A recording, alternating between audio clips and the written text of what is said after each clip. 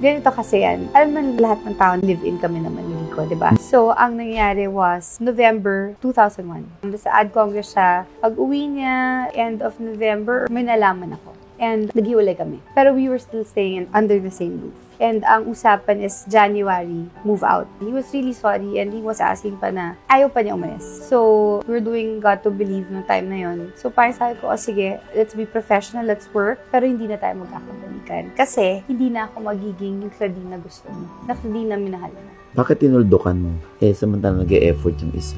Alam mo, ang tagal kong pinotektahan yung pangalan ni Rico. Pareho kaming may mali. Hindi ko lang talaga matanggap yung time na yun. Kung ano man yung nangyari during Ad Congress. Yun yun. And then, January, sabi ko, you have to leave. Kasi may sarili naman siyang condo with Bobby. Parang naglalag. Hanggang sa yung naging March na.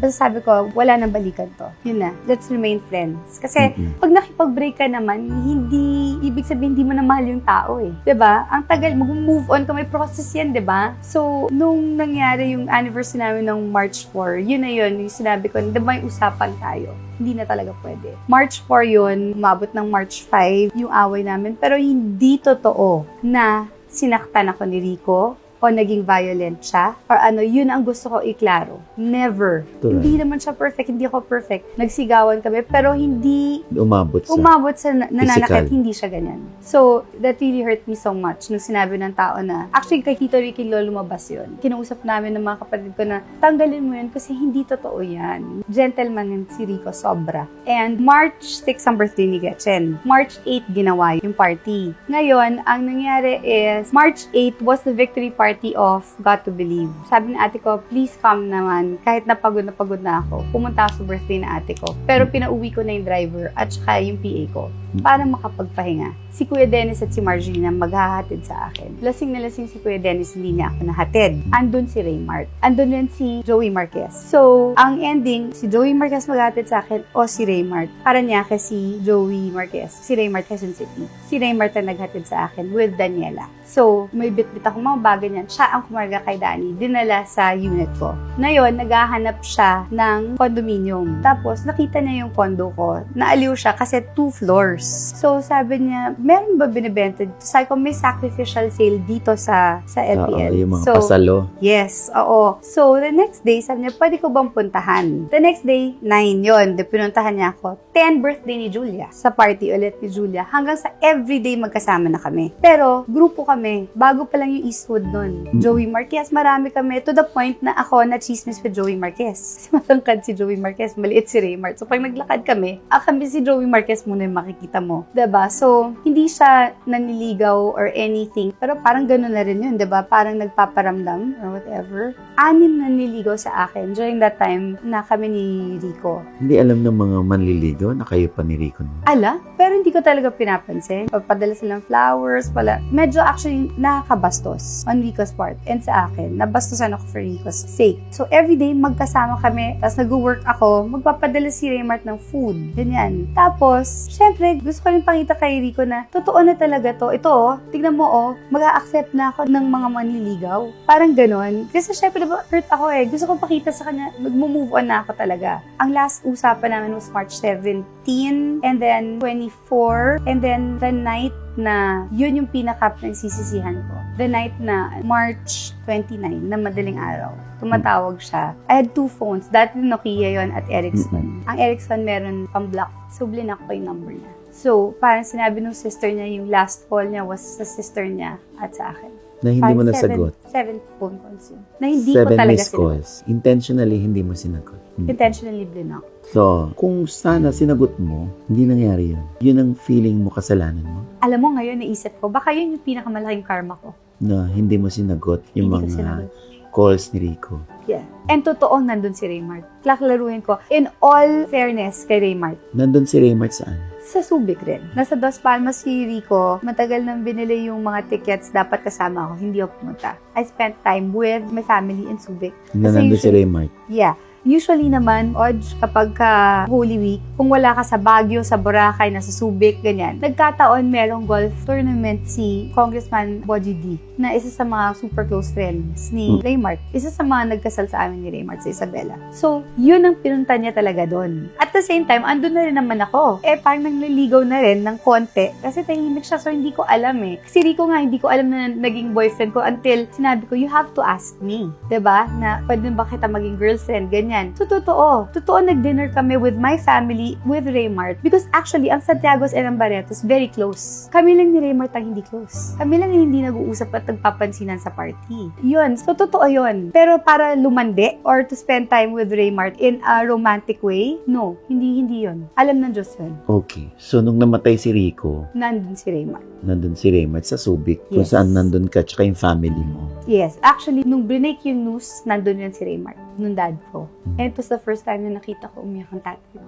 At doon ko rin nakita kung gaano ka-strong pala ang babae kaysa sa lalaki. Because magla-lunch dapat sina congressman, gano'n, nagpadala ng food, ganyan. Sa bahay namin, andun si Raymart. Biglang lahat nawala. Yung mga bata nawala. Cellphone ko, hindi ko mahanap. So, hinahanap ko yung cellphone ko, umakit ako. Kasalubong ko si Kuya Dennis. Iyak ng iyak. Kasi sabi ko, ano nangyayari? Tapos, sabi ko, where's mom and dad? Sabi ko, kausapin ka daw ni daddy. Umakyat tayo. So, umakyat ako, pumunta ako doon, umupo ako sa may bed, pumunta na si Marjorie nandun, yung kuya ko si Mito nandun, yung kuya ko si Jay nandun, andun si Raymart, andun si Congressman. Pagpasok ko, feeling ko, intervention. Feeling ko, tatanungin ako ng dad ko about yung ninabas ni Tito Ricky Lo, kung talagang sinaktan ako ni Rico. Pero ang point ko, parang, what's this? If you're gonna ask me about it, huwag naman sa hirapan ng ibang tao. Ginanon ko na yung dad ko. Hinawakan niya ako, both my hands sobrang tightly, and then he looked straight in my face and sabi niya sa akin, Din, you know that Rico is in Puerto Princesa, right? Yes, sabi ko. Pero gumagano na yung heart ko. This morning, tas nag-crack yung voice. They found him dead.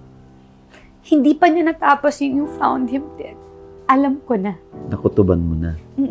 And alam mo, yung parang lumiit yung kwarto, parang dumilim. And then I started shouting, open the blinds, open the lights. And then umalis yung dad ko, umalis yung mga kuya ko. Hindi nila natiis. Ang natira si Marjorie at si mommy ko. So doon ko sinasabi yung strength ng babae talaga. Kasi hindi kinaya ng mga kuya ko na makita. Hindi ako umiiyak noon Nag-panic attack ako. First panic attack ko yun na matindi na. Sabi ng mom ko, all the blinds are open. So I ran down dun sa may give me my phone, give me my phone. Tapos, nag-agawan na kami na ate ko, ni Marjorie. Tapos nakita ko na first caller ko, si Tatay Dolphy, tapos si Ate V. And then, puro Tita Lulu, ganyan, Tita Mariol, Mr. M, lahat ng mga boss wala dito sa Pilipinas. So, tumawag ako kay Dominic, hindi sumasagot. Tumawag ako kay Guido, yung kasama nila, hindi sumasagot. Tumawag ako kay Jana, hindi sumasagot. Finally, tumawag ako kay na Geraldine, hindi rin sumasagot. Tumawag ako kay Marvin, akala ko kasama si Marvin. Sabi ko, where are you? Where are you? Sabi ko, where's Rico? Sabi ko, tell me, is he okay? Is he okay? Sabi niya, what's happening? Ano nangyayari, Clau? Why? Sabi, bakit ka nagagalit?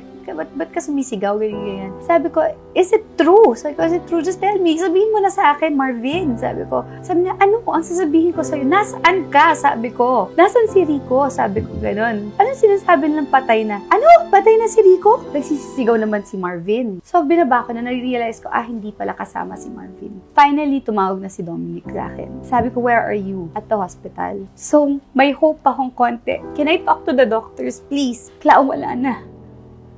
Hindi na pwede. Ilang beses na ni-revive. Try nyo lang ulit. Please. Sabi ko, pakausap mo lang. Try mo lang ulit. Sunog na. Hindi na pwede. Wala na. Doon na ako, biglang may nurse na sumaksak sa akin ng Valium. And dumiretso akong Bulacan sa Kalumpit sa rest house ni Kuya Dennis at ni Marjorie. Nag-aantay ng tawag. Till, I don't know what happened. Tumawag daw si Geraldine kay Marjorie, asking nasaan ako. Till I got the call from Bobby na sinabi na, it's better na you play for him alone. And lahat ito, inuulit ko lang for the timeline. Okay? Pero lahat to, all is forgiven. Emotions were all high. So, I cannot say na, ang sama na ugali nito, ang sama na to, dapat di ginawa ni to. Hindi. Ang masakit doon, Odge, sa pangyayaring yon was, diba, syempre, bawal ako, diba? Pumunta doon. Ang sinabi lang, ang Bakit ka nga pala bawal? pumunta doon? Yun ang hindi ko alam. I was asking why. What did I do? Sabi niya lang na parang kailangan yung suit ni Rico kunin sa condo. Sa condo niyo? And then sinabi niya, he booked. Sabi ko, where are you? Sabi ko, where are you? Where will I go? Sabi niya, parang, it's better na yan. Huwag muna. Just pray for him alone na lang. So, yun, why? Tapos naririnig na ako ng ate ko. Kinuha niya na yung phone. Nagsisisigaw na yung ate ko. Si Marjorie. So, why? Bakit ganyan? Kakausap ko lang sa kapatid na isa na sinabi na, where's Claudine? And ito, ano ba talaga? Ano ba ang decision? So, yung healing time namin ni Gerald, dun ko tinanong kung bakit rin. And yung time na parang kinukrucify at galit na galit yung mga tao sa akin at sinasabi na pinagpalit ko si Rico, alam ng Diyos, mawala na lahat ng mga taong mahal ko, pero never ko niloko si Rico. Ang question ko nga kung ako yung namatay, ganun rin ba ang gagawin niyo kay Rico? Yun rin ba yung pagdadaanan niya? Kasi ayoko mapagdaanan niya yung pinagdaanan ko. I mean, ika-question din ba yung mga na sa kanya? Sa mga na-chismis sa kanya? Ipipilit ba na totoo yun? Diba? I mean, kung sa akin nangyari yun, baka mas grabe pa yung ginawa sa kanya. And that during the time na kinukrucify ako ng tao at sinasabi nila kasalanan ko, ang hindi alam ng tao, ako rin, sinisisi ko rin yung sarili ko. Na sana mas maging compassionate or understanding yung tao kasi kung pinapunish niyo ako, pinapunish ko rin yung sarili ko. Kung galit kayo sa akin, mas galit ako sa sarili ko. So, itong last na ni Rico, yun na yung sinabi ko na, okay, this is the last time I'm ever going to talk about him. But I will still celebrate. I will still celebrate him. I will still, of course, sa birthdays, sa death anniversary, sa lahat ng mga importanteng araw na dapat ako nandun. This is not going to stop me from going to visit him, to have that parang nagsa-start kami ni Tita Sita to have a nice relationship, and isa pang gusto kong klaro, Tina is the youngest, okay? And Tina never got mad at me. She was, so scared to go to Marjorie's house, knowing that andun si Marjorie, andun si Gretchen, andun lahat ng mga hindi pumunta na sa wake or pumunta na doon at may sarili kaming wake sa bahay. Doon ko tinanong si Raymart na, kasi sabi ko nakakahiya, pati yung mga Santiagos na dadamay na ganyan. Tapos sabi ko, nililigawan mo ba ako, Raymart? Nagtahimik lahat ng tao. Tapos sabi niya, sana, kung pwede. So, doon ko lang nalaman na, okay, ito pala yun. Yun yung timeline. Okay, pero hindi ko sinagot agad si Raymart. Sabi ko, hindi ako ready. So, it took like 1 year pa na nanligaw siya. Maybe it was because I was vulnerable. Maybe it was because I was sad. Mabuting tao rin naman siya kahit paano Alam mo yun? Pero yung sana malaman ng tao na dala-dala ko yun araw-araw. Kung nandun ako, baka buhay pa siya. Alam mo yun? Pero may sinabi sa akin yung dad ko na tumatak sa akin na, don't you think na God didn't allow you to go there because what if you were there and you couldn't save him? What if pagising mo, katabi mo, malamig na bangkay. Then na-trauma ka pa. You think Rico would want that? So, be more, sa sarili mo. Kasi I was so mad at myself. I was hardly eating. I was, working. Even if ABS would tell me na, take all the time you want. But you see, of course, yung cameraman ko from mula sa puso, I had the same staff, ganyan. Lahat sila mawawala ng trabaho dahil namatayan ako. Namatay si Rico na Friday, Monday, I was already taping. And ginawa ni Direk Wen lahat para lang mapaiyak ako. Kasi galit na galit ako sa sarili ko. And the only time na umiiyak ako was when I had interviews about him. But other than that, pinipilit ako ng mga kapatid ko that it's okay to cry. And then yun, ayaw na nila ako bumalik ng LPL. So I stayed with Margie and Kuya Dennis na. So, yun yung pinagsisisihan ko. Baka kung nandun ako, baka nagawan ko ng paraan. Pero hindi rin ako doktor. Hindi rin ako Diyos. Tama rin yung dad ko sa part na yun. What if? Baka nabaliw na ako kung hindi ko siya nasave. So, sa mga tao na nagsasabing kasalanan ko, ganun din ang tingin ko sa sarili ko. So, sana mas maging understanding kayo kahit konti. Dahil yung galit nyo sa akin noon, siguro 1,000,000 times over ang galit ko sa sarili ko noong panahon na yun. And ito guys, I'm not using Rico when people say that I'm using him. No, I just want him to be remembered. And this is sabi ko like what I said on. Sa'yo ko ng last na pag-uusapan to. And then I will not talk about him anymore. He's already in God's hands. But he's always gonna be in my heart.